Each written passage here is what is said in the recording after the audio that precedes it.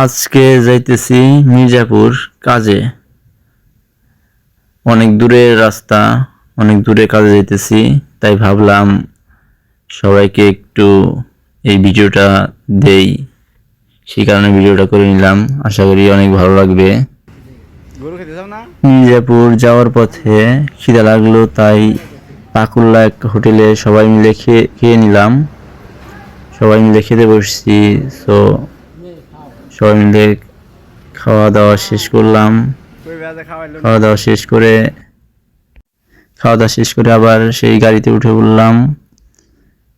তা শালার যে একটুকুনি গোস্ত খাইছি তার বেশিটুকুই আমার দাঁতে আটকে গেছে। আশা করি আবার খেতে পারতাম। যাই হোক, আবার রওনা দিলাম মির্জাপুরের দিকে। তো মির্জাপুর যাইতেছি, খাওয়া দাওয়া শেষ করে মির্জাপুর আবার যাইতেছি। দেখি কেমনি কি। আশা করি ভিডিওটা অনেক ভালো লাগবে। ভিডিওটা ভালো লাগলে অবশ্যই পাশে থাকবেন। ধন্যবাদ।